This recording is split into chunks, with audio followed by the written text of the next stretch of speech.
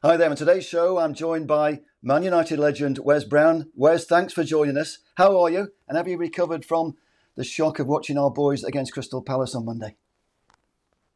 Yeah, I'm okay. I had a game of golf today, so hence the close. So I apologise for that. But yeah, I'm good. I mean, it was a very disappointing result against Crystal Palace. I actually did the game on MUTV, and there wasn't many bright sort of points we can really bring out from the team. It was just disappointment all around really, and leading into the last four games, it's not the sort of game we needed. Obviously, whenever United lose, it's always big news, but 4-0 at Selhurst Park is right up there with the biggest setbacks we've had under Erik Ten Hag. And our biggest problem at the moment is finding any consistency at the back because of the injuries, of course. How hard is it, do you think, to sort out a defence when we have such limited options? Yeah, I mean, look at all the players out, and I mean it's been massive for us all season. That, for me, obviously, Lee not being able to use Martinez and Luke Shaw. For me, of when played, we've sort of had a steady back four. We know what them two sort of bring to the team, and big losses, and we've not been really able to recover from it. Really, we've let in quite a lot of goals. We've never had good consistency there, and as the weeks have gone on, it's not helped our sort of confidence going forward as well.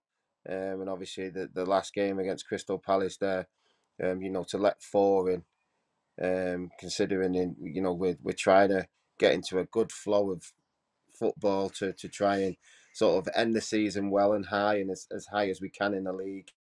Newcastle, Chelsea now, obviously going ahead. And you want to build up that confidence leading into that Manchester City game. When we all know how they're playing at the moment, they're on fire, and we have to go in there with some sort of confidence. So, being a former defender yourself, it must be really hard to watch. You must feel sorry for someone like Casemiro because it's not his position, is it? Yeah, it's not. And listen, I know I mean, Michael Carrick did it a few times when I was still playing, and ultimately they can do it for a while, but it's not their position. It's as simple as that. And sometimes they're not in the right positions, and that's what can happen.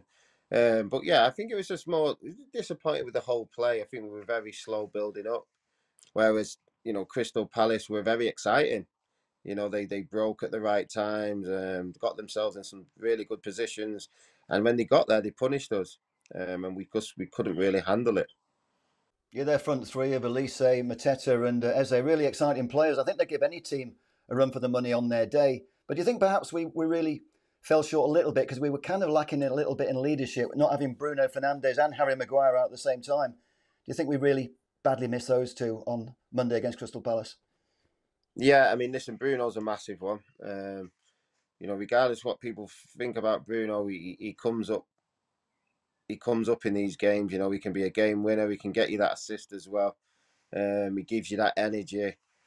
He takes it to the other team, and obviously we have missed him. And to be fair to him, I think that's his first game he's ever missed by injury.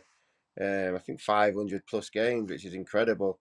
But listen, that's going to happen, and we have to be able to adapt. But we just couldn't get into the game. You're thinking it normally in these sort of situations when we have not played as well as we know we can, and we normally turn it on again maybe in the second half. But on this occasion, it wasn't the case, and we need to start getting it right. We've got three big games, all very tough as well.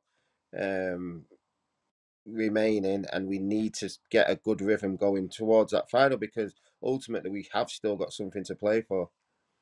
Not surprisingly, the media noise is now all about Erik Ten Hag running out of time. Personally, I've campaigned all along for Erik to stay in the job for next season. But do you think he will be given the time?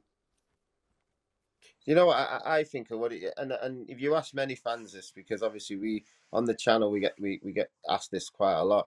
It's one of them. Listen, I think last season we done very well. This season he's got us to another cup final, but ultimately we've played some bad games, where the players have been really bad. And, obviously the manager picks the team, but as an individual ex-player, you go out there with self-pride and you just try and give it your all. And I just feel sometimes that the lads have let us down on that one, and when it does get tough, you've just got to suck it all up and get on with it. It's as simple as that. And that's what we need to do now in the remaining games. And try and get some free spirit football going because we've got players that can change games. but we're just not showing any of it at the moment. Before we have the cup final, of course, we've got those 3 remaining games in the Premier League, starting at Arsenal on Sunday. What kind of reaction do you hope to see against the Gunners? Or maybe a better question is, what kind of performance do you expect to see against the Arsenal? Well, this is an answer. It depends who you want to win the league here, because do we want to beat Arsenal and sort of give it City? But listen, Arsenal are flying at the moment. You've got to give them credit for what they've done. I was one of them that thought they might drop off a little bit, and yes, they did let City back in. But I think they've been tremendous, aren't they? Great. You can see a great team spirit there. And they're becoming to Old Trafford in full spirit. Confidence will be high. So it's us that has to turn on the gas. We have to turn up. We have to be in the faces. We have to do the dirty work. We have to get their respect. Otherwise, the way they've been playing, it could be another defeat. And regardless, whoever you want to win the league, we have to start playing well. Absolutely. I must admit, personally, I want to see Arsenal win the league, but I still want to beat Arsenal on Sunday. I've got this vision that Arsenal can win the league and we'll go into the cup final and a winner takes all against Man City. And if we can pull off a miracle somehow, we'll end up with having a better season than Man City. And that's why we love football, isn't it? Because anything can still happen. But as you know, when you get to this stage of the season, it's the teams that are playing well with confidence, good rhythm, good flow, that normally do well. And for us to get back that, for that cup final, it has to start against Arsenal. And yeah, listen, if we're not playing as well, obviously, as them, we have to get in and about them, get in the faces, and everybody run even harder in this sort of game to make it as difficult as we can, because we know if we do get chances, we can put the ball in the back of the net. Absolutely fantastic. Just one more question then, Wes, because I know you've got to go and cook the dinner for the girls. And United, 3 more games. I mean, how important do you think it is for United to try and get that European place via the league? Or should we be resting players and getting ready for the cup final against City? Because as things stand, we're in 8th place and only the top 7 are going to qualify for Europe. So we're a little bit of a dilemma there. We've really got to push for a European place if we want it through the league, or we've got to rely on beating Man City. What do you think we should be doing?